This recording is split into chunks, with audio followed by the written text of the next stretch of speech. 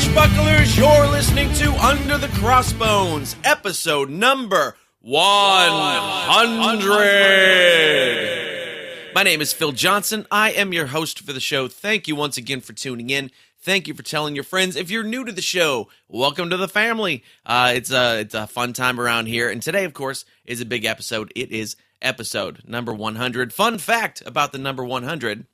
The record number of points scored in a single NBA game by a single player was set by Wilt Chamberlain of the Philadelphia Warriors on March 2nd, 1962. Couple cool things about that. That's a lot of points. Second, March 2nd, that's my birthday. Not 1962, of course, but March 2nd, that's my birthday.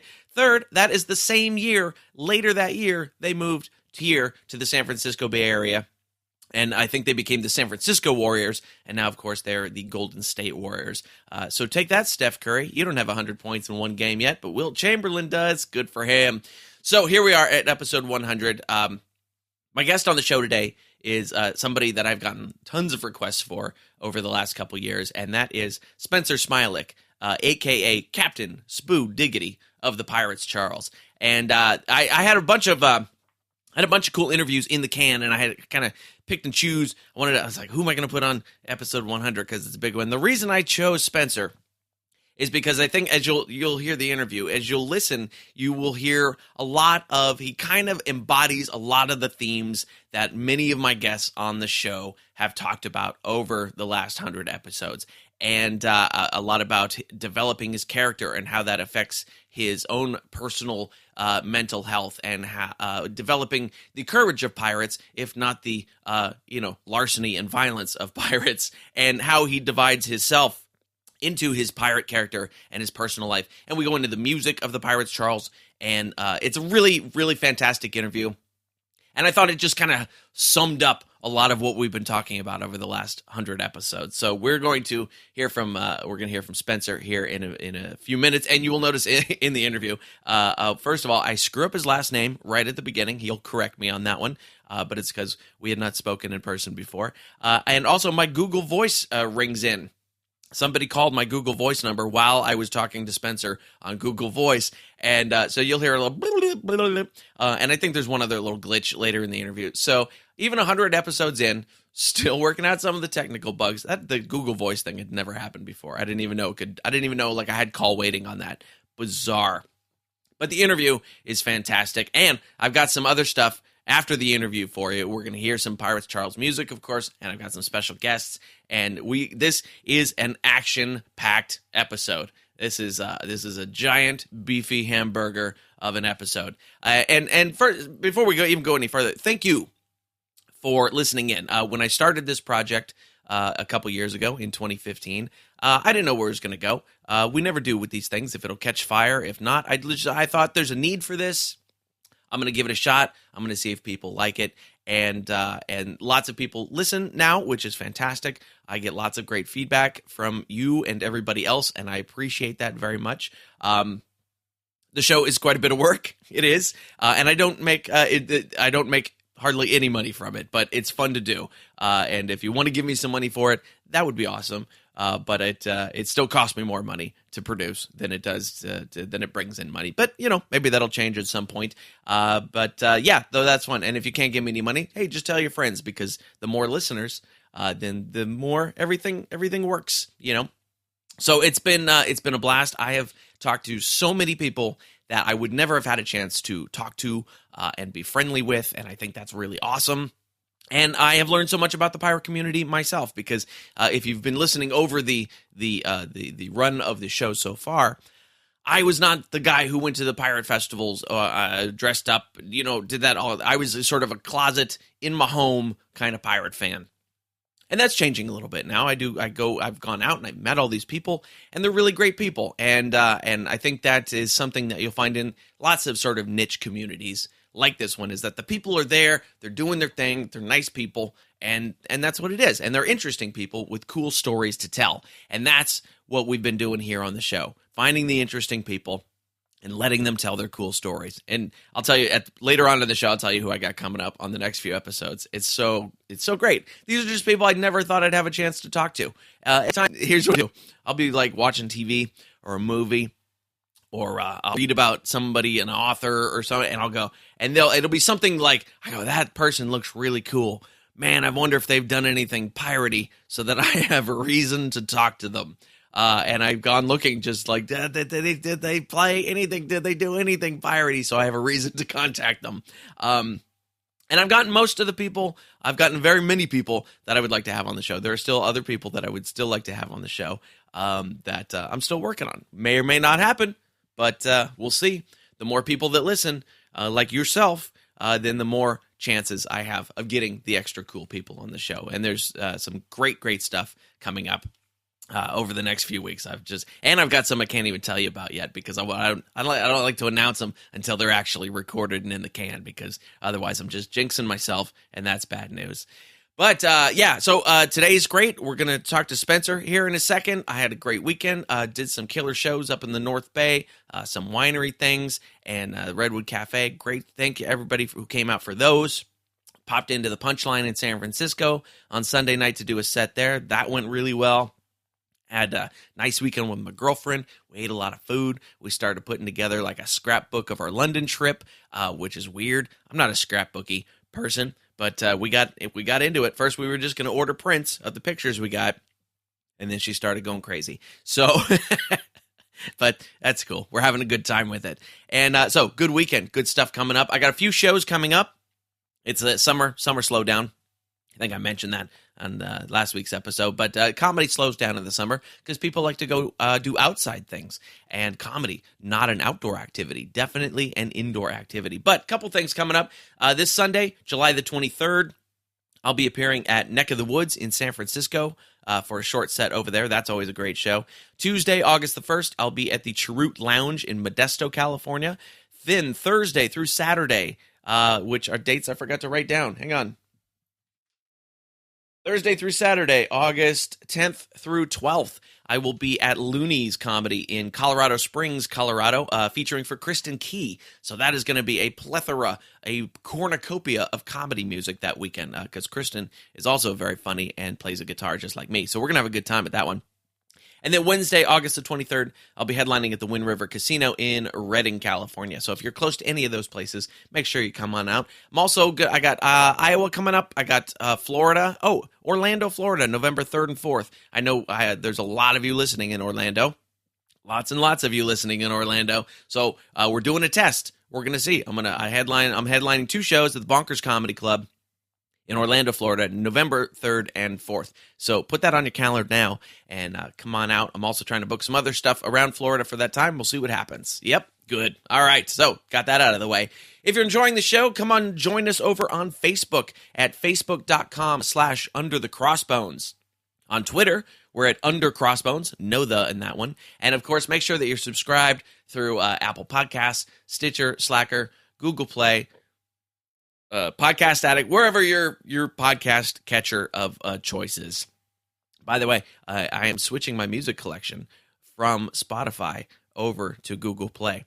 I'll use my tastemaker stat. I don't know if I'm a tastemaker. I'm going to use my platform of talking to lots of people to say that Spotify has a limit on your library of 10,000 songs. Now, that seems like a lot of songs, but I'm a music guy. That's not a lot of songs, and I hit 10,000 songs awfully quickly. So I got myself a little free trial of Google Play, and so I'm shifting everything over there. And over there, I've already got 25,000 songs in my library. So just a little public service message for me. I really like Spotify, but that 10,000 limit thing, that is bogus, man. That is Bill and Ted's Bogus Journey style bogus. Was it Bogus Journey? Yeah, anyway. I was listening to the Nerdist. They were talking about Bill and Ted. So anyway, that's that, Twitter. And, of course, you can get all the show notes for this show, and there will be tons of show notes on this show, guaranteed. Lots of cool stuff to check out. Show notes for this one will be at underthecrossbones.com/100. Look at that. We're finally getting to use that third digit. How's that? That's pretty awesome, right? If you would like to help me pay for this show, that would be awesome of you. Go to underthecrossbones.com/support.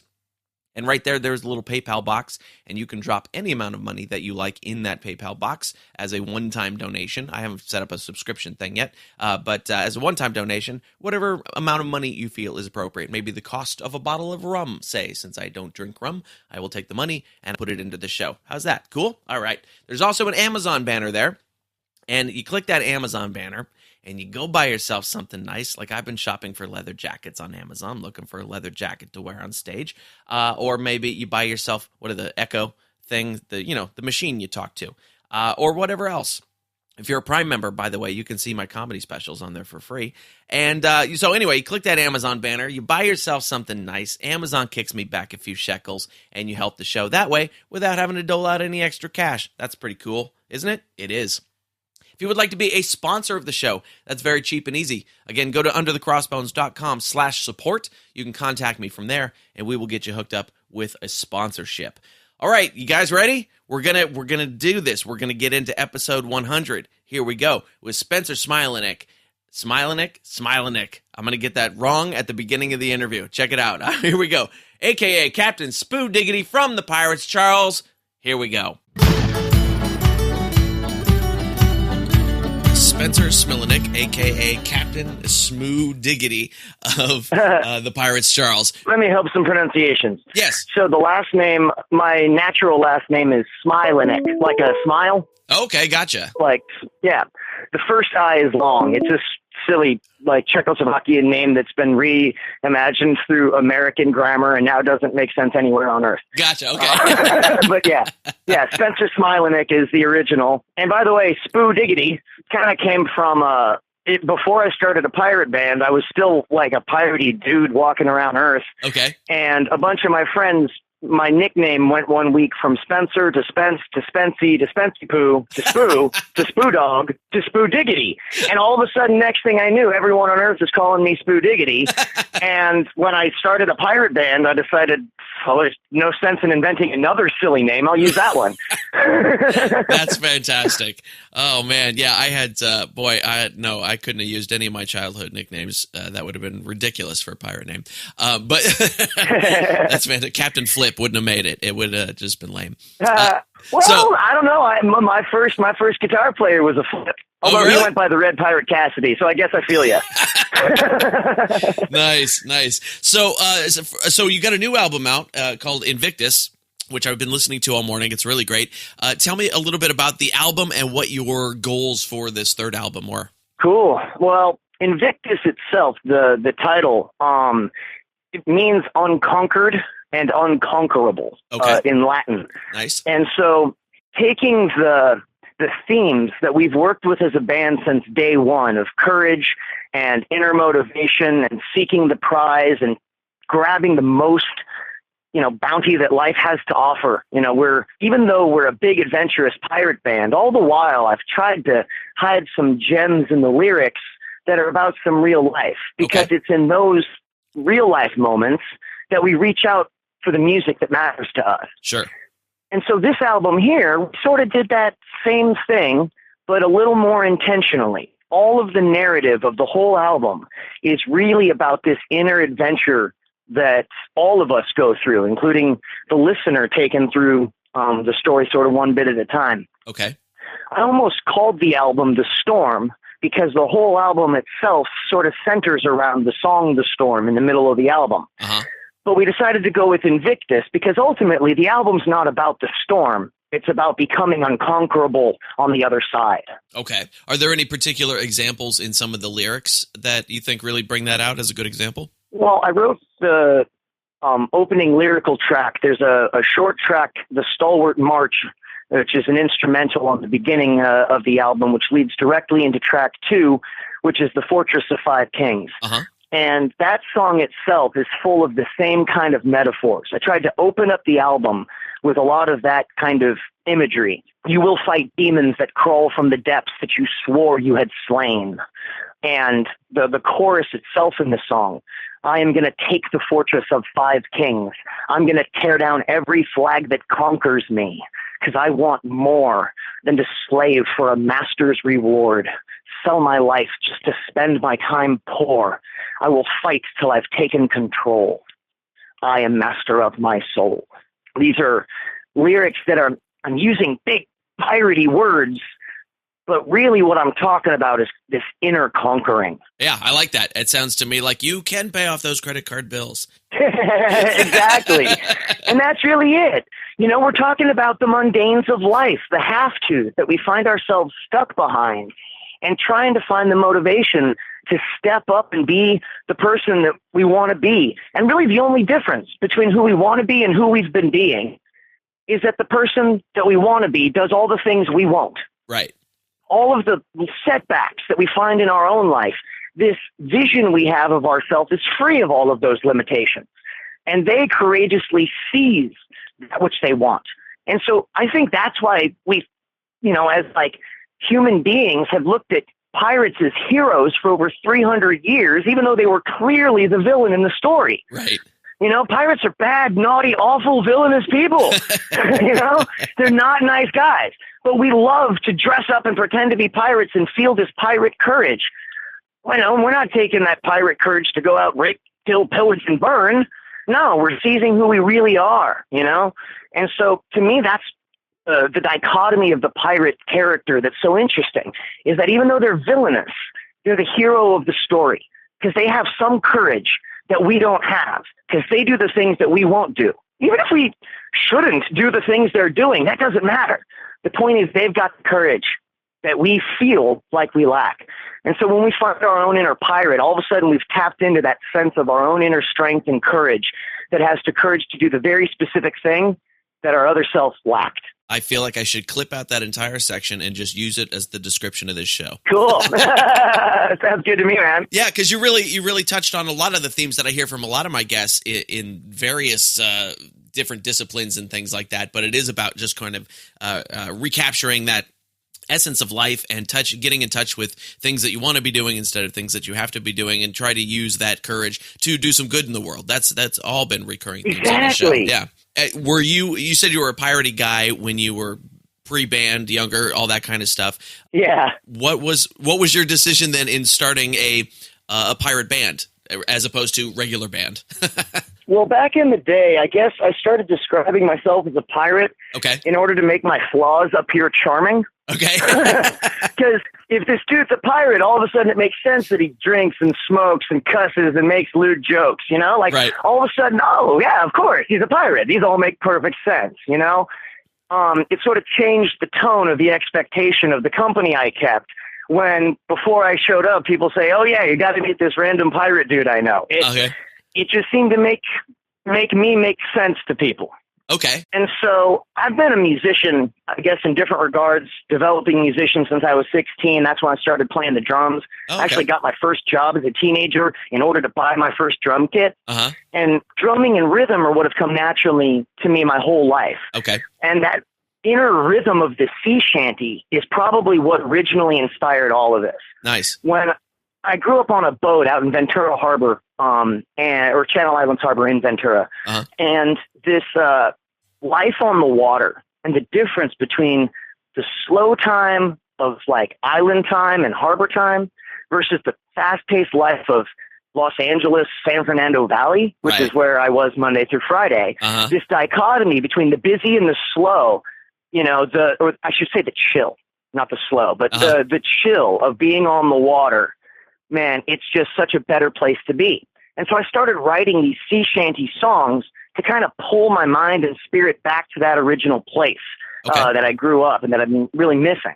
And so I've been in a couple of bands, but this is the first one that I ever sang in. It was the first one that I was ever the front man for. I've always been on the back line carrying the rhythm and sort of directing from the drum kit. Uh-huh. But now up in the front, singing these strong, salty, hairy muscle songs, you know, about work and yearning, you know, it's just the beefiest themes I could think to write about. Uh-huh. And that carries so naturally in the sea shanties from like the 16 to 1800s and the golden age of piracy.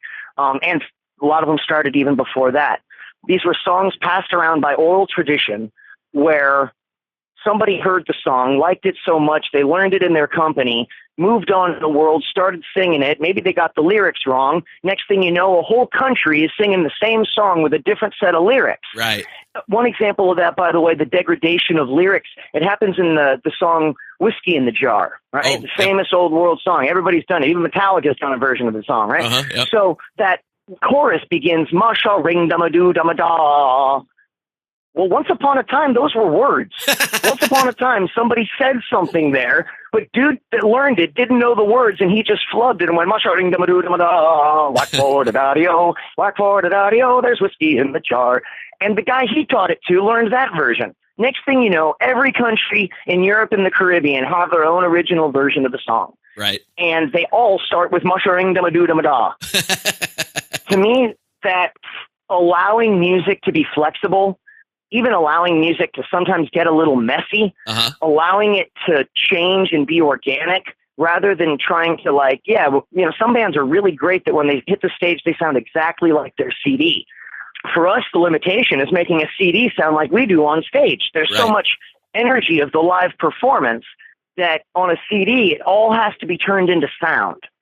And so this band started as sort of my being inspired by the sea shanties that I'd heard occasionally on the dock and had to look up more as an adult, and just thought that this sense of adventure that's carried in this music comes so naturally that I really wanted to write some big adventurous music.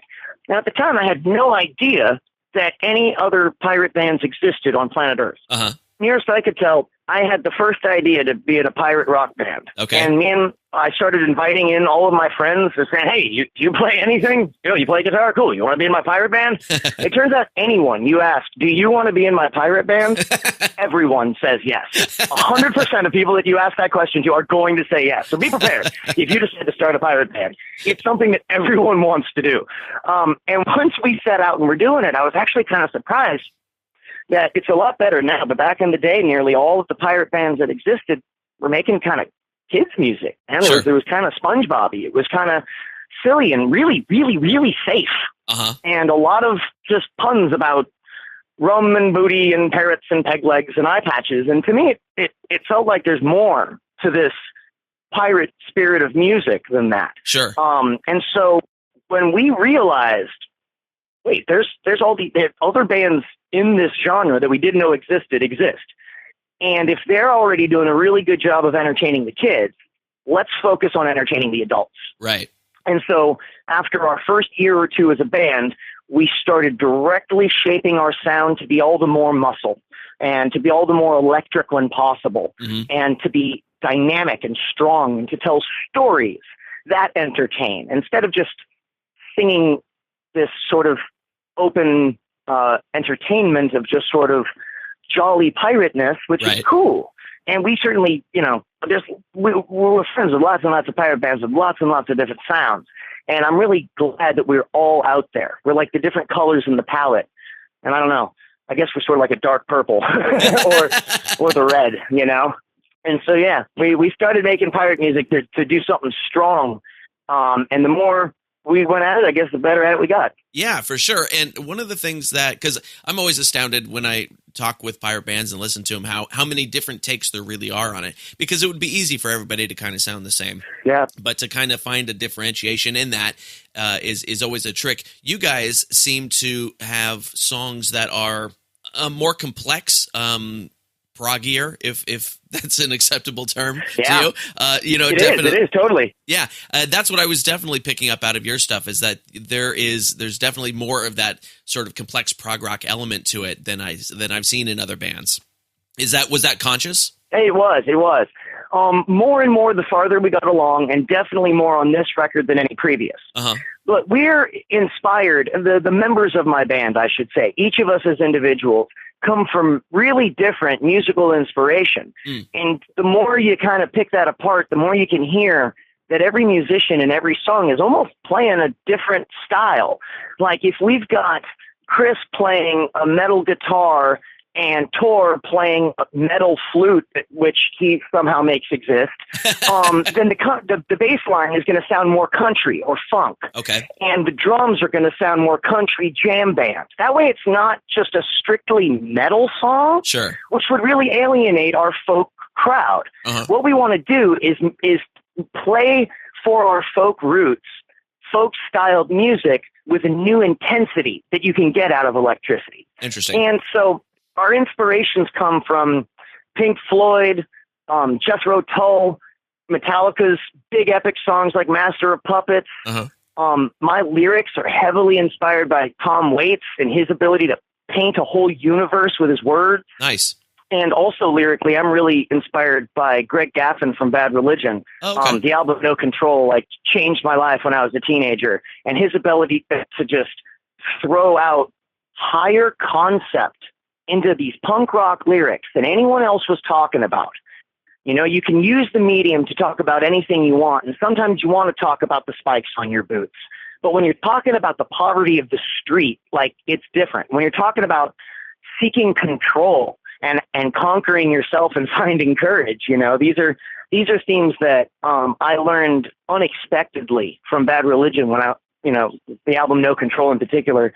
And so when we each come together, we've got these influences from punk rock, hard rock, metal, folk rock, sea shanties that are hundreds of years old, and our violinist is a world-traveling orchestra musician. He plays violin. When he's not with us, Uh-huh. he's touring the world, playing in Prague and Peru and other places that start with P. And he just flies around the world and plays violin. And with the biggest orchestras that you're going to really hope to find. And so each of us bring to the table some seriously different sound. Uh-huh. And the process of putting each of those ideas together, it's imagine that each of us approach the table we each have a square that's our ideas, and each of us got all these different color squares. And when we first put them all down, it sort of looks like a grid. The next thing you know, each of our edges start bleeding into each other, and they get a little wobblier until all of a sudden the silhouette of the pieces we've contributed look more like puzzle pieces, where what I've contributed has gotten narrower on the sides, but now it fits right in with what the guitar is doing. And in the same way, the guitar is feeding into what I'm doing. And each of us sort of lean onto the other people's parts until instead of having this flat grid, you've got a very complicated puzzle that dazzles the ear to hear. Nice. Yeah, it's always more interesting to play with people of those sort of various backgrounds like that, because you do come up with more interesting ideas, even in the miscommunication of ideas. I can count at least, a dozen times or so when, my jazz bass trumpet player in my band sang a line to me and I interpreted it completely differently on guitar. And my Latin bass player, he interpreted it completely different on bass. Yeah. And we ended up with something that was much more interesting than what any of us had originally thought the song was going to be. So do you guys write very collaboratively? I can't talk today. Collaboratively like that? Or do you bring an idea? Absolutely. Does it start with you? Or It's exactly what you just described. And in fact, in the earliest days of the band, that's a matter of learning to be flexible. Sure. That I would come to the band with some ideas that I thought my mind had a whole picture of how it was going to sound. And there was times that I successfully got the band to play exactly what I was picturing, but it was never as good as when I just let them go hog wild. right. And so time and time again, these guys proved to me that their ability to write and create music was bigger and more dynamic than I was able to do in my own head. Whatever my first vision of a song was, always, 100% of the time, pales in comparison to what these guys end up contributing. Nice. And so I try to keep myself far more open when I approach the band with my own ideas, which generally start with a completed set of lyrics. Okay. And for me, those happen in one of two different ways. Sometimes there'll just be a single line that sort of occurs to me. Or I guess I should point out one of my stylistic kind of anchors is that to me, it just personally drives me crazy when lyricists sing things that don't match their words, like when their melody doesn't match anything like how you would say that. Oh, yeah. Like even in conversation, my voice goes up and it goes down. And there are certain ways that you rise and you fall in order to add your inflection. And if you turn all of those up, all of a sudden it doesn't make any sense. Right. Right? Like you have a melody line that moves all over weird, and all of a sudden you can't follow what you're saying. So I try to write lyrics first and read them as I would say them. Sure. And then I end up with melody lines like burn the bounty down for the gallows swing Jamaican bound, burn the bounty down and leave water for to drink. The captain lead with fear and make heroes out of mutineers. Safe an island twilight if we burn the bounty down. It's so close to how I'd say it Right. that the act of singing it is just opening it up a little bit, you know? Yeah. So that's sort of my 2 cents on and in the band, is that I'll like sometimes start with somebody saying something just right, and I realized that their voice carried a melody in that. And there's a certain way we say something, like what is at the center of the world? You know, there's a certain way that those words fall off the tongue. Sure. And that sort of starts an electrical storm in my soul, and I feel my arms start shaking, and I realize I have to get a pen in it and paper at once. I put the pen to paper and let the song sort of explode out of me. That's how most of the best ones have come. Plus, you also avoid you probably also avoid Yoda speak that way, which drives me nuts in songs where they'll do, coming home I go, and it's like, no, don't just speak like a human being, would you please, Exactly. Yeah, there are some times that I intentionally speak like a pirate instead of a human being. On the new album, one of the original lyrics that I wrote for myself back in the day, but now it's been given to Chris Benton. He sings on the song Sailor's Life. His opening lyric is a hard life chosen I've to live. Okay. Which, when you put that into pirate speak, a hard life chosen I've to live. Right, it works. Makes more sense than when you try to speak it in like a modern English cadence. Right. Because the sentence should be, I've chosen to live a hard life. But a pirate wouldn't say that. He'd say, a hard life chosen I've to live. And so this sort of rearrangement of the words, putting apostrophes where they don't belong, those are ways that I pirate up modern speech. Otherwise, each of the members of my band, they come up with spectacular ideas, sometimes for lyrics, oftentimes for just a chord progression. Uh-huh. And as the band are jamming together and I'm feeling the tonal center of the song and feeling the spirit of whether it's a bright and joyous song or a conflicted and yearning song, and then I, start writing over them. And so there is certainly no single origination point of the Pirates Charles music. Every single member of the band has contributed the initial seed idea that has become a full song. Most of the members of the band have songs that they will sing lead on, during which I play drums or backup vocals, And so I love what a collaborative effort it is and how I get to bring my full contribution. I don't feel like I hold back in any regard in what I'm able to add, but what gets put together is by no means like my part, Yeah. My part is just as full as I can make it, and all the rest of the guys coming together with their ideas are what really has developed the Pirates Charles sound.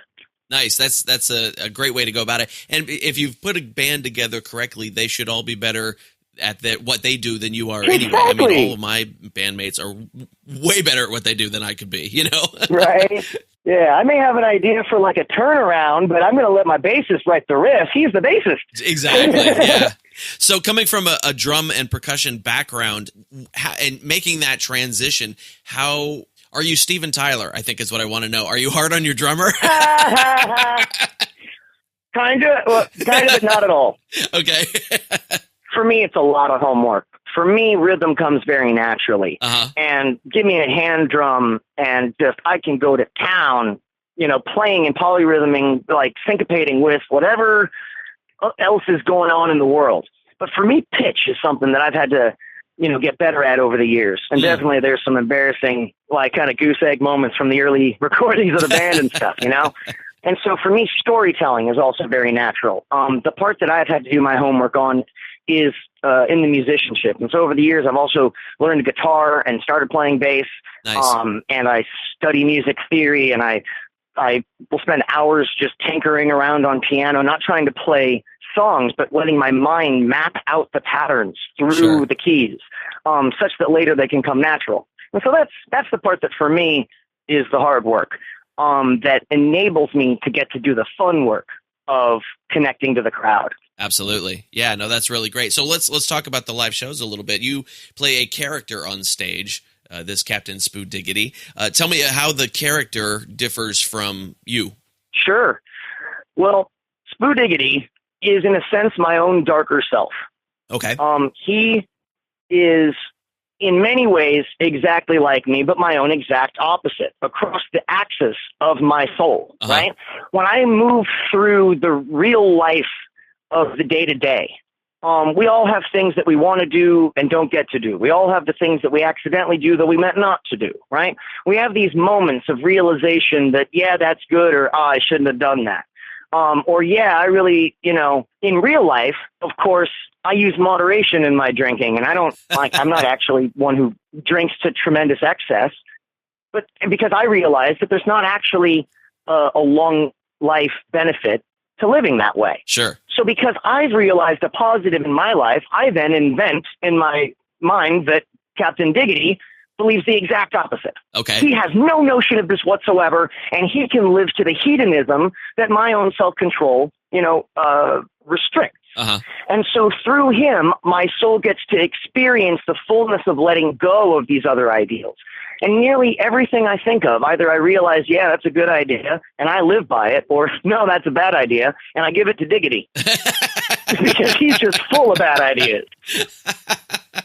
That's great. Now, how does that manifest itself in the performance? I mean, we can probably see it in the lyrics and things, but how does it manifest itself on stage?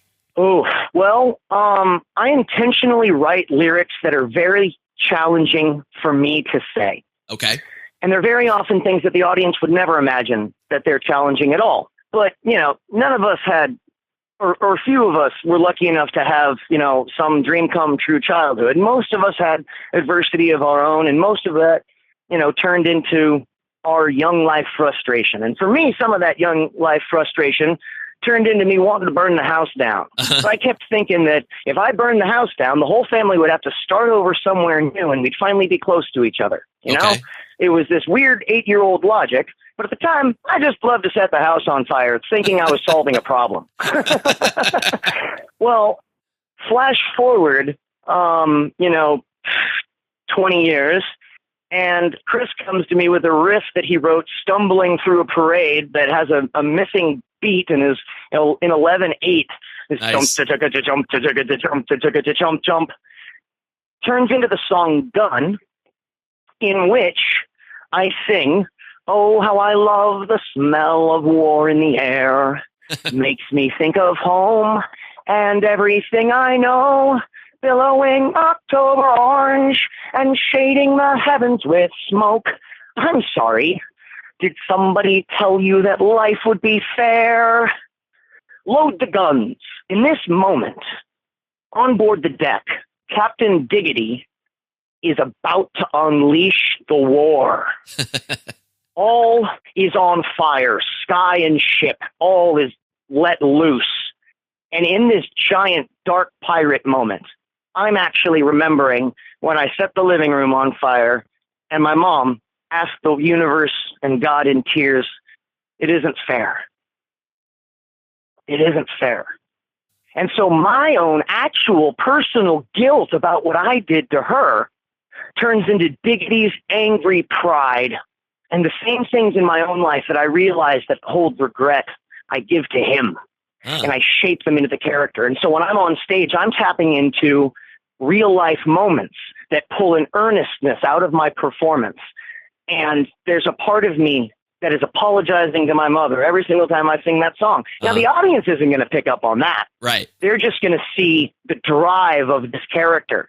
And while my real life self is trying to reconcile the damage I did, Diggity, like most of us, is just accidentally doing more and more of the same damage. And so since that to me is a real life dynamic we all struggle in, I try to write the same ideas into my lyrics, where the audience may not know what some of these words really mean to me, but they tap into some of my sweetest and most sentimental moments in a song that's otherwise pure fiction. And that's how my heart gets to be in the real story. And I think that that's what invites the listener's heart into the story in the way that I'm honored that so many fans have shared that our music does. Nice. That's really interesting. And I imagine that some of that makes it through to the audience members without them knowing it on any sort of logical level at all, but because it's making your performance that much better, it's making their experience that much better, and they're connecting to a story they don't even know is happening. Absolutely. That's great. Similarly, I'm actually deeply spiritual and religious person. And I've been a man of faith all my life, but I don't write songs, that are like that, because those songs are already written. Joy to the Lord, cool. But for me, just because I'm a spiritual person does not mean that my life has been without conflict. And that dealing with the actual conflict of spiritual growth, to me, is the hard part that we're all doing and no one is writing music or talking about. Sure. So, for me, that's what, even though I generally am, taking steps every day to try to make sure I'm on the right path. Like I said, Diggity is not. My deepest, darkest self is the one that has no clue and the one who's just acting and reacting. And so I can vocalize my own spiritual struggles and the challenges of being alive in a way that are honoring my own darker side, getting to have a voice that the rest of the time I'm doing daily work on. And so it's actually a very healthy sort of therapeutic thing for me to give a wholeness to this part of me and to name my darker side and to get dressed as it and pretend to be it every once in a while while I'm just on stage. That's great. That's really interesting. That's fascinating. So tell me a little bit about Los Angeles is a very unique music scene in that everybody there is, for the most part, very focused on getting the right look, the right song, the right image, the right deal, and the right fan base. What is it like starting basically a countercultural pirate band in that type of scene? Where did you guys catch any flack at the beginning? It is exceedingly difficult. I couldn't even believe, we still have this struggle to this day, that there are no words that will convey to someone who has not heard our music what our music is like. There's just, there aren't words for that. And so when people say, hey, so what's your band like? And I say, well, we're a hard rock pirate band. People just do not draw a picture that's anywhere close to reality. Right. And we've spoken to lots and lots of people over the years, management professionals, record industry folk, professional musicians. And I can't believe what a night and day difference it is from those who have heard our music first and those who have not. Of course. Because those who have heard us are saying, what is going on here? Those who haven't are like, oh, a pirate band. And they assume we're going to play SpongeBob. Right. And we just couldn't be farther from that. So that pushback is the one that we constantly face. And for us, it's probably part of what has developed our prog sound, is we set ourselves apart more and more and more. We try to sort of sound like the exact opposite of what people immediately assume a pirate band would sound like. Sure. And so, yeah, in LA, the act of promotion, the act of cross-networking on the front end is exceedingly difficult, as it is for any band. But we have the extra thorn of people assuming we make children's music and trying to break through that. However, the good news is most of the bands in LA sound generally similar, and they all sort of relate to what's on the radio that nobody really likes. Right. So when we hit the stage, we turn heads. And that's what's really given us success in LA, is that no matter who's in the crowd and which band they showed up for, they go crazy once we're on stage. Sure. And, there was this one time we were on the main stage of the House of Blues on Sunset, and as we're playing, all of our fans are up in the front, clad in leather, beard, and bodice with tankards in the air, dancing around. Off to the left are mohawk, leather-clad punkers that are like moshing. Off on the right are these long-hair metal dudes that are just rocking out. In the back are a bunch of college bros pumping their fists. Up in the front, there's a pack of girls squiggle dancing. And I had a moment of realization. We've got them all. Right. Every single one of them are getting it.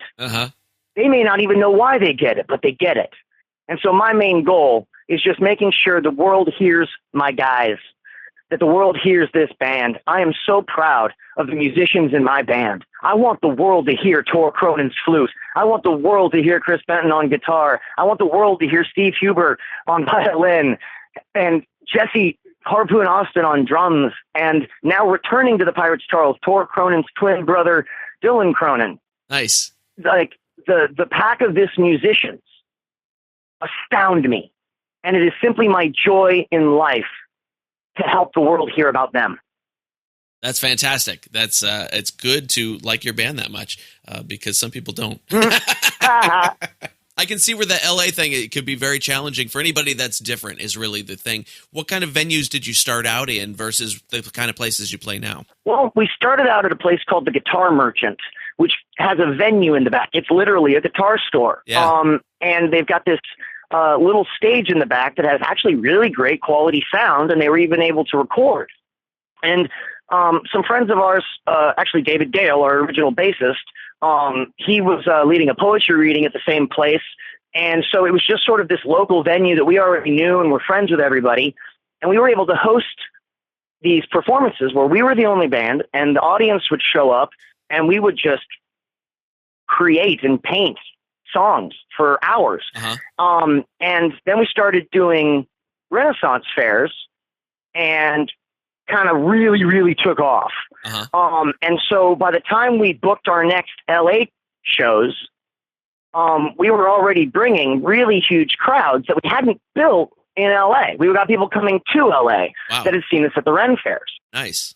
And so that's how we actually built our LA success, is by playing everywhere except LA. And then when we do play LA, everybody comes and we grab the LA crowd who happened to be there anyway. Nice. In the difficult market of LA, you know, the only best weapon you have is actually impressing them. Sure. Actually making them love the music.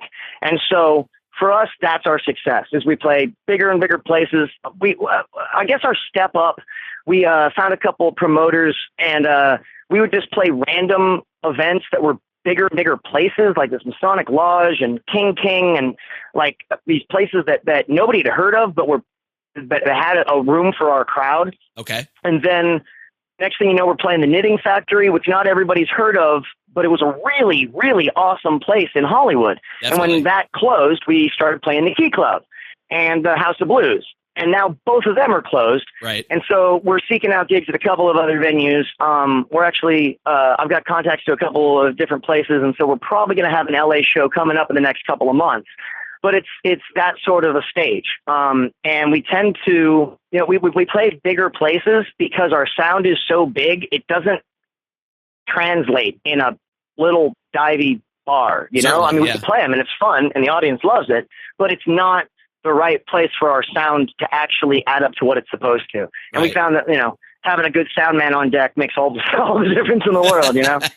So we've been blessed with really good stages, and including being like the headlining act since our second year, we've been the main band that most pirate events want if they can afford to get us that many states over, you know? And so we've, in 07 and 08, we were the headlining band for Pirate Con in New Orleans. Uh-huh. Then we became one of the headlining bands for the Northern California Pirate Festival. And we played up in Portland, Oregon at the Portland Pirate Festival. And we're then the headlining act of Tybee Island, Georgia. And so we've been able to just slowly keep increasing the distance to the festivals that we're able to play. And at those festivals, that's where we really get to connect to our deepest, biggest fan base. Our Ren Fair community, the Pirate Fair community, the SCA community, you know, they are our most devoted fans, and they are the people that connect with the music on a way that they keep in contact with us for years. And, you know, it's humbling but the fact that we have touched their lives touches mine so much. Like the fact that this idea for a muscly pirate band turned into something that actually touches people's hearts, that's the source of joy that has changed my life and moved this band like the most valuable thing in my life. Nice. So tell me about the name. Where did the name come from? Because it's a interesting, a different kind of name. It really is. Well, back in the day when we first started, we had no concept of the thousands of people our fan base would grow to include. Uh-huh. We thought we were these guys from the Valley playing for our friends at the Guitar Merchant, right. You know? And so So the first guy that was officially in the band with me was a fellow named Flip Cassidy, who went by the Red Pirate Cassidy. Uh-huh. And quickly we invited our friends Dylan and Tor Cronin. Dylan's was performing as a bass player with a bunch of other bands, and he's like, I own a mandolin. We're like, cool, come and play. And Tor's like, I played flute in high school. We're like, rad, come and play. And so none of us knew what we were doing. I'd never been a frontman in a band. Flip had never been a guitarist in a band. Tor never played flute in a rock band, nor Dylan a mandolin. And so as this original four were there, we're trying to figure out, well, what other friends and what other instrumentation do we want to add to this mix as we're just figuring out our sound. And there's this guy named Charles. Charles is a real weirdo oddball of a cat, man. This dude, like, he just has such a weird sense of humor. And, like, there's this one story. He used to work at a Starbucks, and he was on bar one day making espresso drinks, and he was just really not very good at bar, and he was totally overwhelmed and totally freaking out. But one of the things that he would try to pride himself on is like giving every single customer a customized greeting and saying, thank you so much. I enjoy, your jacket, and thank you. What a lovely hat you have. And, thank you. I like your glasses, and just saying something. But here he was at the bar, totally buried in behind, freaking out.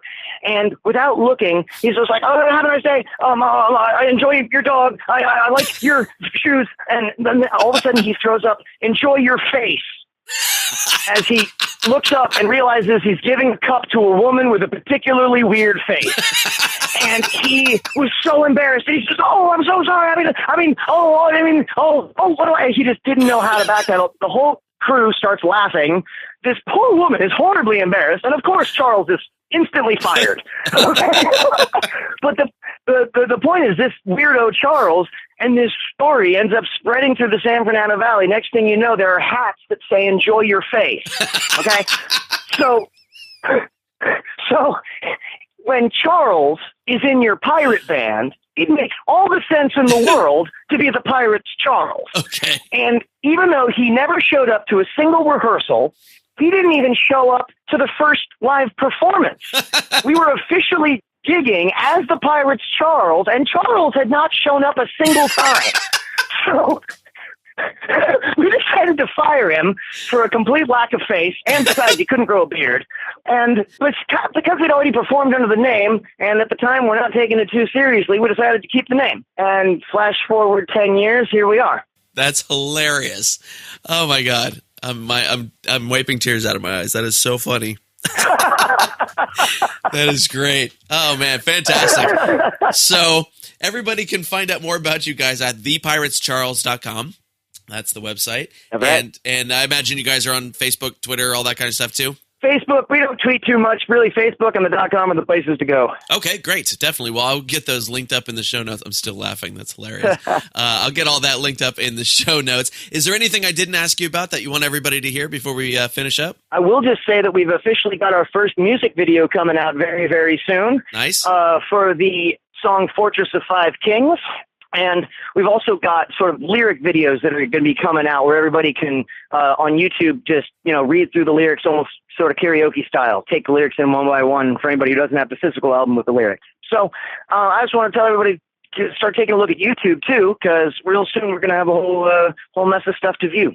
Fantastic. And the new album, Invictus, I saw is available on your website, and I know it's also available on Spotify, because that's where I was listening to it. Yep. And I imagine everywhere else as well. Pretty much. And what kind of, where are you guys going to be performing, like late summer? Okay, well, at the moment, we're gearing up to do the Pirate Invasion of Long Beach this upcoming weekend. Nice. That's kind of the next real big one that we've got. And we've got a couple of other things. There's a sort of nothing else I can actually really put down right now, but we were working on stuff mid-California, Northern California, and Portland. And we're going to be booking an LA show before the year is through. So fantastic. We're going to be around. Good. Well, when you come up this way into Northern California, I will do my darndest to be there as long as I'm not on the road in some other state like usual. Understood. Good, of course, man. I appreciate that. Thank you. You bet. Thanks. It was great talking to you. I hope we can do it again sometime. Absolutely, man. Thank you so much for having me on the show. It's been a real pleasure. You bet. I'll talk to you again soon. Thanks. Alrighty. Bye.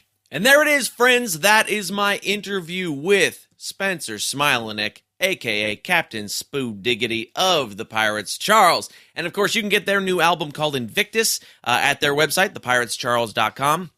and many other places. I'll have a link to it for you on the show notes for this show at underthecrossbones.com/100. So glad I get to use that third digit now. Got some sponsors today. Look, as a musician myself, and I've been one for a long time, I can tell you that one of the toughest things to find is a really good teacher on the low-frequency instruments, the bass and the things like that, right? Plenty of piano, violin, and guitar teachers out there. That's me. We're a dime a dozen. But if you're in the realm of Houston, Texas, I have a great suggestion for you. Jonathan Leon is he's a longtime listener to Under the Crossbones, and he's starting a new lesson studio to teach electric and upright bass, tuba, and piano called Making Great Music. Who doesn't want to learn tuba? I know you want to learn tuba. I want to learn tuba. I wish I was closer to Houston, Texas. And look, Jonathan's got the chops. He's a musician for 25 years. He's played in the pit for like 19 musicals. That is a lot of musicals. He's studied with the amazing Victor Wooten, who you should look up if you don't know. And you just need some bass in your life. You need some bass, and you need some tuba. And Jonathan takes adults and kids. They're all welcome. And Jonathan is a fellow pirate, so you're keeping it in the family too. Right? Gonna go help the pirates, keep it in the family. To get more info and set up some time with Jonathan, go to underthecrossbones.com/makinggreatmusic. That's underthecrossbones.com/makinggreatmusic. Under the Crossbones today is also sponsored by Pirate Radio of the Treasure Coast, longtime sponsors WKKC-DB, and they play the best music in pirate radio talk. You can listen to Under the Crossbones on both their stations. Just go to pirateradioofthetreasurecoast.com or pirateradiotc.com, and don't forget to download their apps. That's the Pirate Radio Treasure Coast for the music station and Pirate Radio Talk for the talk station. All right, let's get some music, huh? We've listened to all that Pirate Charles talk. We should listen to some Pirate Charles music, right? And so one of the songs that Spencer was talking about a lot was Fortress of the Five Kings from their new album called Invictus. So that's what I'm going to play for you now, all right? It's a cool jam. Let's get into it. This is Fortress of Five Kings by the Pirate Charles.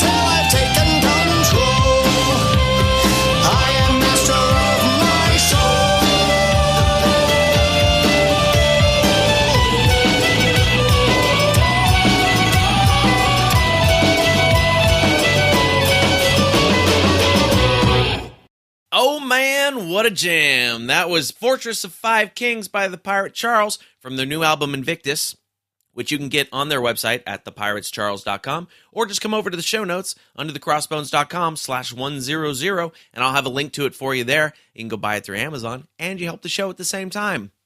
How awesome is that? You can do so much good today just by clicking a link and buying yourself some cool music. All right, now normally this would be the part of the show where I start to sign off, right? And but not today. Not today. Today's special because it's episode 100. So what I did is, here's the thing. We've heard wonderful interviews over the last 100 episodes from lots of cool, awesome people. But those interviews are kind of locked in time, right? That's what they were doing right then. It's a snapshot of those people at that moment. So what I wanted to do is get some updates from people.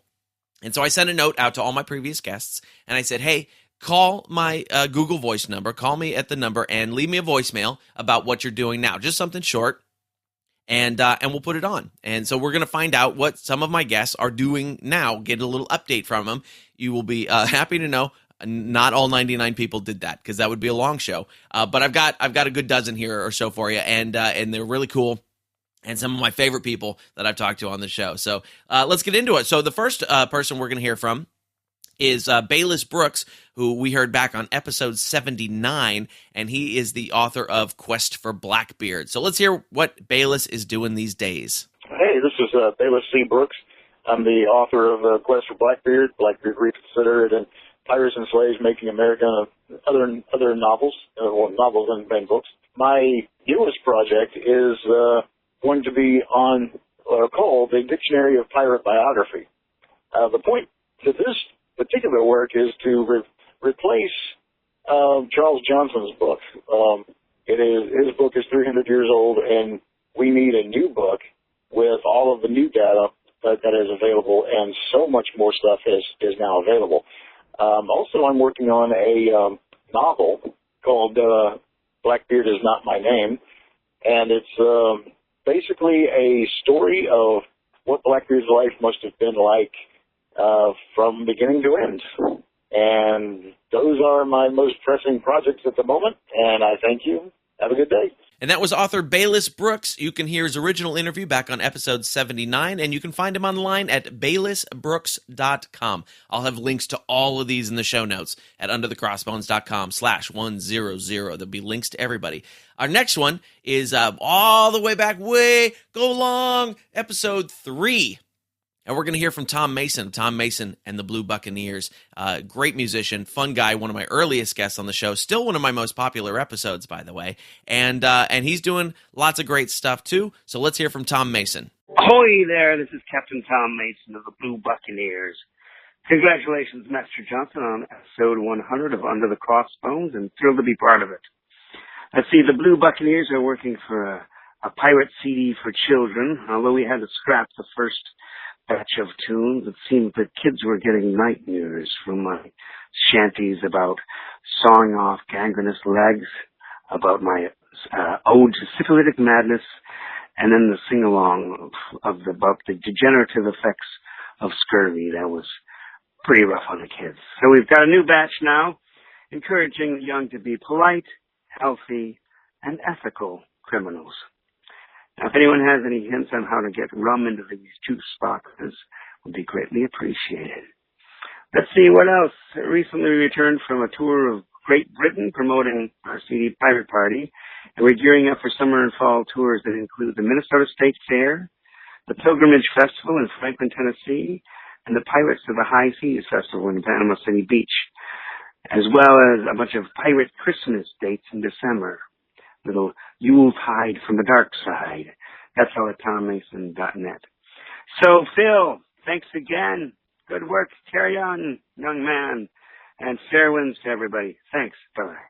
And that was Tom Mason of Tom Mason and the Blue Buccaneers, and you can hear his original interview all the way back on episode 3, and you can find him online at TomMason.net. Following that one, we're still going way back to episode 4 this time with Cindy Valor. Cindy has the #1 most downloaded episode of this show, and it was a fun episode, and it was a good one. And she is helped she helps writers. Every time I talk to a new writer, they're like, "Oh, Cindy Valor helped me out. Cindy Valor helped me out." Cindy is one of the most helpful, entrenched people in the pirate writing scene that I have ever met. And so she's going to tell us what she's up to. And here we go, Cindy Valor. Hi, Phil. It's Cindy Valor of Pirates and Privateers. We're celebrating our 17th year of publishing piracy articles and book reviews. I'm hard at work on revisions to my pirate novel, The Rebel and the Spy. And over the past year, I've had the pleasure of working with another of your guests, Tom Butler of Greenfeet Games, on the manual for their new board game, The Pirate Republic. Congratulations on the Under the Crossbones milestone. I enjoy listening to the podcast, and may you have fair winds and following seas for many years to come. And that was Cindy Valor, who you can hear her original interview way back on episode 4, and you can find her online at cindyvalor.com. Valor, V-A-L-L-A-R, as you'll hear me mispronounce and misspell probably in episode 4. Coming up next, Dan Stevens of Parada Clothing, also somebody who's been very supportive of the show. Dan's always tweeting and posting and things like that about the show, and I appreciate that very much. You can hear him back on episode 77, and he's got a cool pirate clothing company. So let's hear from Dan Stevens and what he's up to. Hey, Phil, this is Dan with Parada Clothing, and I've got Brittany with Parada Couture. Hello. Just wanted to give you a big shout out and congratulations on your 100th episode. You know, we've got a lot of cool stuff going on, but first I'm going to do a joke that I've been told twice not to do. We're offering eco-friendly, pirate-inspired truck nuts. We think it's making a big comeback. So, no, I'm kidding, man. No truck nuts. Although I've been seeing those things around Florida, and I saw your joke. Just I don't know why. Eco-friendly, pirate-inspired truck nuts now available at Product Clothing. No, not at all. But anyway, man, we've been on a run. We feel really confident that the business is going to really stick and grow. As you know, we explained we have two sides of it. We've done a lot of events, which have been fun and helpful. We got to meet a lot of people, everything from the Dock Jam and Florida Boat Show in Daytona. We made an appearance down at the Cocoa Beach Pirate Fest. And what else? Oh, we were a platinum sponsor in Orlando for this huge pageant, the Miss United States pageant, which is a bunch of young ladies competing, much like Miss USA. I guess it's their direct competitor. And it's also the pageant, interestingly enough, that was seen in Miss Congeniality with the Hollywood movie with Sandra Bullock. So it's that same pageant. So we were part of that. It was pretty rad. So we're just all over. We're going to be at UCF for the entire summer, big university down here with a pop-up store. Lots going on. Love to have everybody come check us out. But, man, we enjoy the hell out of the podcast. Much success with that. And look forward to hearing a lot more. Take care, man. Dan with Parada Clothing and Brittany with Product Tour signing out, man. See you, buddy. And that was Dan Stevens from Parada Clothing. You can find them at paradaclothing.com. And, of course, episode 77 is where you can hear my talk with Dan Stevens. And the whole truck nuts thing that he was referencing, I did a bit in my second comedy special called Be Yourself Unless You're an Idiot. I did a big, giant bit about truck nuts and the ridiculousness of thereof. They're dumb. That's it. That's the point. Next up, let's hear from Helen Hollick. She is the author of the Sea Witch Voyages, and we talked back on episode 86, and she's a great writer. She's another writer that comes up a lot among other authors on this show. A wonderful lady, adorable accent. Let's see what Helen Hollick is up to right now. Okay, hi everyone. Just wishing you all happy anniversary and many more years to come. I've had quite a few exciting things since I last spoke to you. I'm now writing a book about smugglers, which I'll be including American smugglers as well as English. And I've written a short story about the Sea Witch Voyages, a sort of prequel to my other voyages. And everything else is looking pretty good this end of the side of the pond. And looking forward to listening to the program again and talking to you maybe sometime in the future. All the best for everybody. That was Helen Hollick, who you can hear back on episode 86, and you can find her online at helenhollick with 2 L's.net, helenhollick.net. Coming up next is Noah Scalin from League of Space Pirates, which I thought was one of the more outside interviews that we've done on this show. They're a band of space pirates and lots of art projects and really cool, interesting stuff. from back on episode 24. Noah is always doing something interesting. So let's hear Noah's update. This is Noah Scalin from the League of Space Pirates. Hey, Phil, it's Noah Scalin of League of Space Pirates, and I am happy to give you an update on what we've been up to. So League of Space Pirates is going gangbusters this year. We have so many things happening before the year is over. First up, in September, we're going to be doing a huge art exhibition here in Richmond, Virginia, where we're based, when we're on Earth, I should say, with over 30 artists creating ephemera from the corporation UberCorp, which is the sort of the anti-hero of our crazy universe. And so there'll be all kinds of evidence of their existence since the 1800s to present day. Also, we've got a new episode of our web series coming out very soon. We've amped up production on that. We have 2 more episodes in the works for this year. All of them feature brand new songs that we've been recording that are covers. And those covers are going to be collected as an EP by the end of the year. But before then, we're going to put out in October a 7-inch single on vinyl. It'll be a split EP with our friends Flashlight Tag, and it will be our version of the song Killer Clowns from Outer Space. Yeah, I think that's everything for now. We've got a bunch of gigs coming up, and we're having a great time. So hopefully the listeners will check us out and find out what we're up to at spacepirate.org. All right, thanks, and keep doing the good work about pirates. Bye-bye. That was Noah Scalin from episode 24. That's where his original interview is, and you can find him and all of his cool stuff at spacepirate.org. Coming up next, from episode 47, we're going to talk to Laura Nelson, who is the author of Witta Pirates Speak.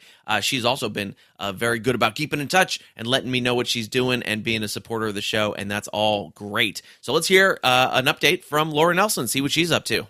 Hi, Phil, and Under the Crossbones listeners. I'm Laura Nelson, author of the nonfiction book, The Witta Pirates Speak.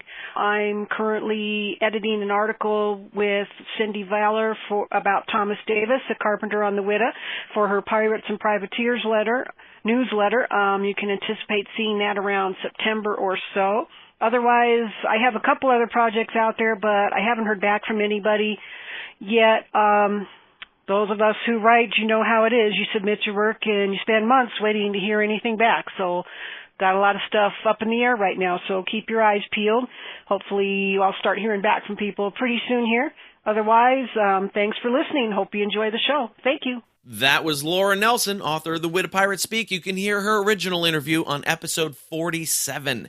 And her website is petercorneliushoof.blogspot.com. That's a long one. Why don't you just come to the show notes and get the link for that one there, underthecrossbones.com/100. Like I said, I'll have links to all this kind of stuff and a lot of the books. And, of course, there's the episode guide on underthecrossbones.com as well. If you just click episode guide, all that stuff is there so that you can find them. All right, coming up next, we're going to do a little sailing with Sam Siegel from back on episode 78. He is the captain of the schooner Pursuit and does a lot of reenacting and things like that. Really nice guy, big supporter of the show. Let's hear from Sam Siegel. Here we go. Hey, Phil, it's Sam from the schooner Pursuit. We've been extremely busy here. We've got a lot going on as far as reenactments, festivals, events, that kind of thing. Got some new life into our crew as far as raising money goes for actually saving the ship. And that's not gone too terribly well, but good things are on the move. We're actually going to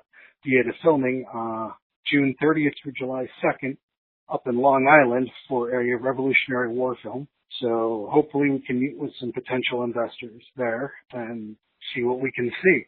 Beyond that, we're still plugging away, trying to do what we can to save our ship. Feel free to keep in touch and, keep track of us on www.piratesofthepursuit.com, or you can follow us on Facebook at facebook.com/Pirates of the Pursuit or /The Schooner Pursuit. Talk to you later. That was Sam Siegel. You can check out his original talk on episode 78. And he is the head of the Schooner Pursuit, right? So you can find him online at piratesofthepursuit.com and see all the stuff that he's doing to get his ship all ship-shape to get back on the water. All right, next up, we're going to go for some Pirates of the Caribbean action and hear from Vince Lozano, who played Jacoby in Curse of the Black Pearl, the first Pirates of the Caribbean movie. And this dude is always working. He's always acting. He's always producing. He's always making movies. He's always doing really cool stuff. And his original talk back on episode 73. But we're going to hear what Vince Lozano is doing right now. Check it out. Hey, Phil, what's up, man? This is Vince Lozano. Just calling in to give you an update for your 100th episode, which is pretty amazing. So the film that I was telling you about that we wrapped, I think, around the time of the interview, called Christmas Eve, has a new title now. It's called Christmas Crime Story, and it will be out on all platforms on October 24th, which we were very excited about to get a distribution deal on that. And then another film called Fear, Love, Agoraphobia. Fear, Love, Agoraphobia is a film that I produced and I'm also in, and we won an up-to-date 16 Film Festival awards for Best Picture to Best Actor, Best Screenplay. And that should be coming out next year in the spring. We just got a deal on that. And then my commercial's been running, my Geico commercial, and I just wrapped on a film called Muna, M-U-N-A, and other projects that I have going through the pipeline, acting and producing-wise. So there you go, Phil. Take care and talk to you soon, and wish you all the best. All right, bye-bye. And that was Vince Lozano. You know him from Pirates of the Caribbean, of course, but he's always got some cool stuff going on. Best place to check him out online is twitter.com/Vince Lozano. He always keeps that stuff up, and he's on Instagram as well. And, of course, you can find his original talk, where we talk lots of Pirates of the Caribbean stuff, back on episode 73. Next up, we are going to Treasure Island. Back on episode 18, I talked to John Amrain, who's the author of Treasure Island, The Untold Story. And he has stories, man. This dude is in-depth. He knows what's going on, and it's really cool. And so he's got some cool updates here. We're going to find out what John Amrain is up to. Good morning, Phil. Congratulations on your 100th show of Under the Crossbones. You have proven that there are millions of pirate fans out there yearning for more on this fascinating subject. The single most influential event that is responsible for this modern phenomena is the publication of Robert Louis Stevenson's Treasure Island. Since it was published in 1883, millions and millions have read the story and seen the numerous movies that have been made. Many know Long John Silver better than any true life pirate. Pirates of the Caribbean traces its roots to this children's classic. In my award-winning book, Treasure Island, The Untold Story, I document the true story of a stolen Spanish treasure that was buried in the Caribbean in 1750, just as Stevenson portrayed. I recently returned from Norman Island in the BVI, where the treasure was buried, where an upcoming episode of Caribbean Pirate Gold was filmed with Philippe Cousteau and his wife, Ashlyn, which will be broadcast on the Travel Channel in late summer. My book, which is based on thousands of archival documents found in Europe, the U.S., and the Caribbean, will be central to the show. I'm currently writing a screenplay based on this true story. For more on this amazing slice of history, visit me at treasureislandtheuntoldstory.com. Good luck, Phil, and to your pirate horde, stay tuned. And that was John Amrain. If you haven't checked out Treasure Island, The Untold Story yet, you definitely should. Go to treasureislandtheuntoldstory.com. And if you want to hear the background on all that and his original talk with me, go to episode 18 of Under the Crossbones. Next, we've got Lisa Jensen. Back on episode 35, we talked about her book, Alias Hook. I'm a Captain Hook buff, so I'm always excited to talk about that kind of stuff. So let's see what Lisa's up to, shall we? Ahoy there, Phil. Lisa Jensen here with an update on my buccaneering books. The Witch from the Sea is technically out of print, but I dream of one day bringing back The Witch and her two swashbuckling sequels into the public eye.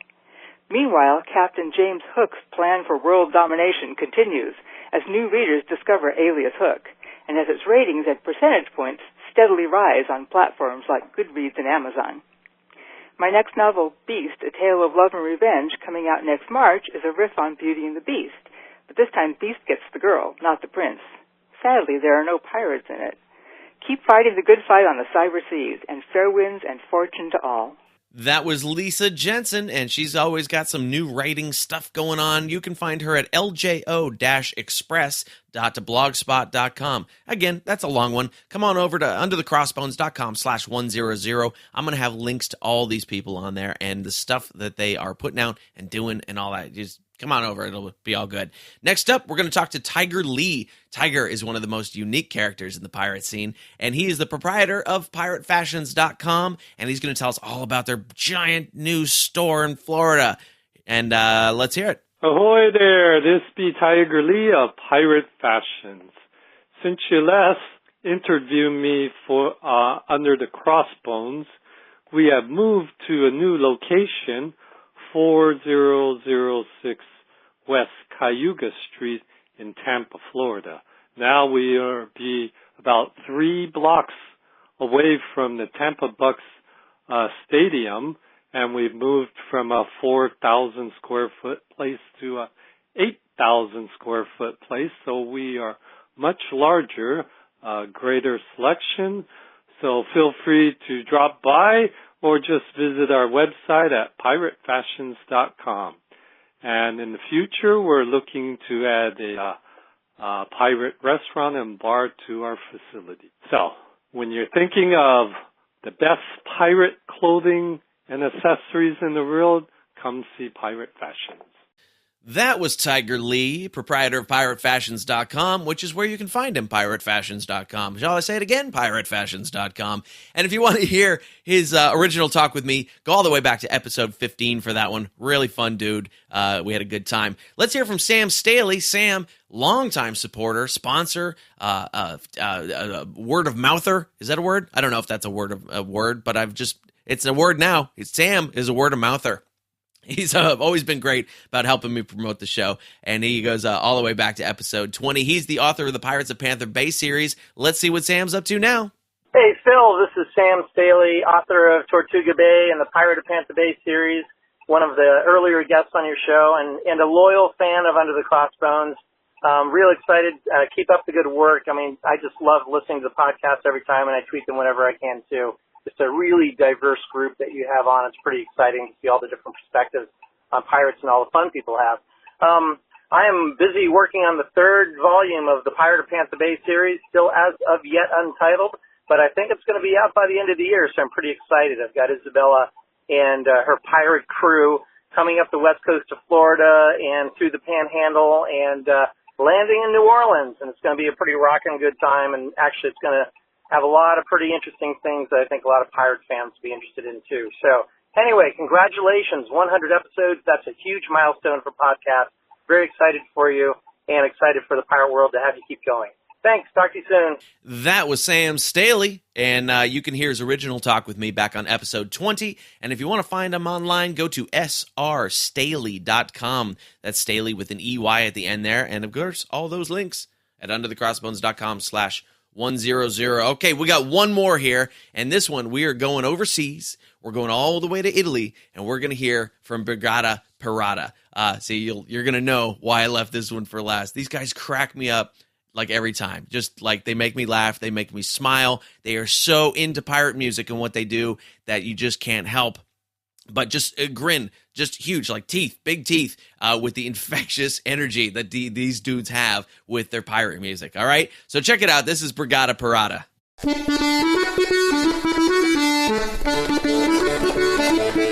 Army Johnnies! Here be Brigada Pirata, ready to tell you about our future adventures. Hi, we are just back from RPC Germany and Triskel Celtic Festival. And we are charting a course that shall lead us to many different cities. Firenze, Varese, Pavia, and Hamelin back in Germany again. Moreover, we are working on the new album.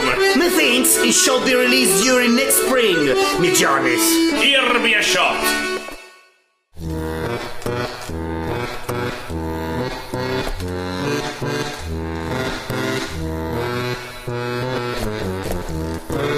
Once we us under the gallows, when our dirty lives faded away.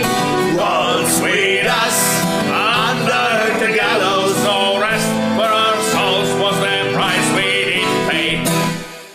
And that was Brigata Pirata, all the way from Italy. How can you not smile listening to those guys?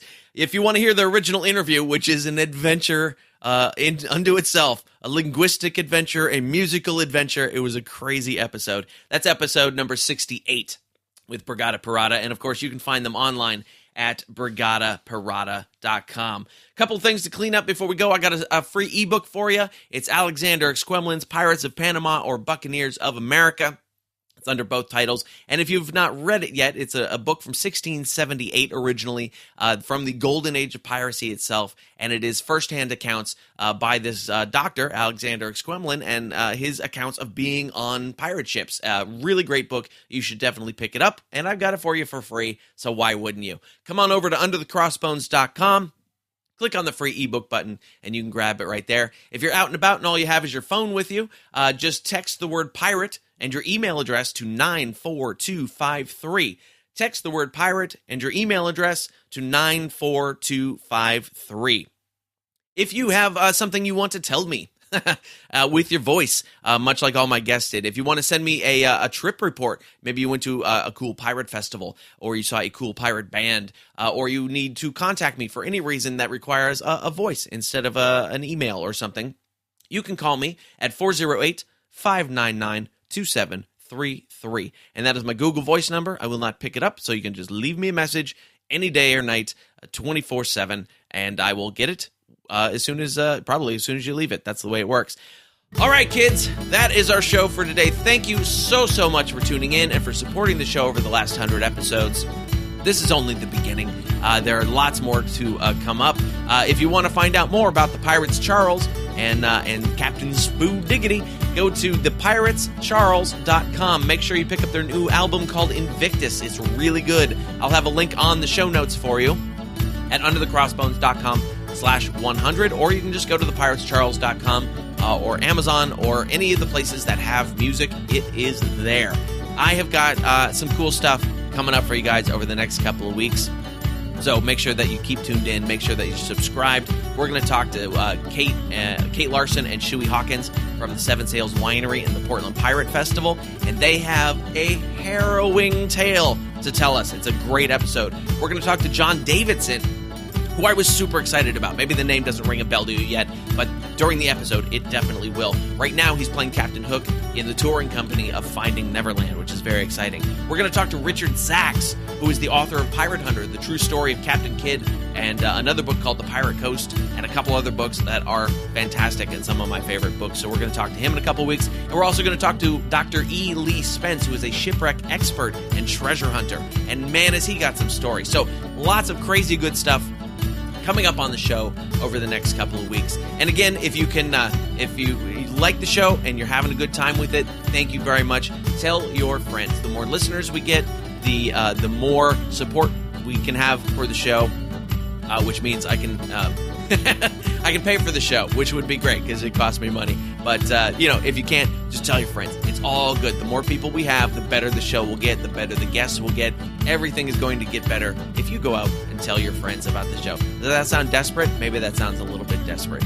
But thank you. I appreciate everything that you've done in listening to the show, in talking about the show, in helping me promote the show. This is 100. This is only 100. There are lots more to come, and I'll see you next week.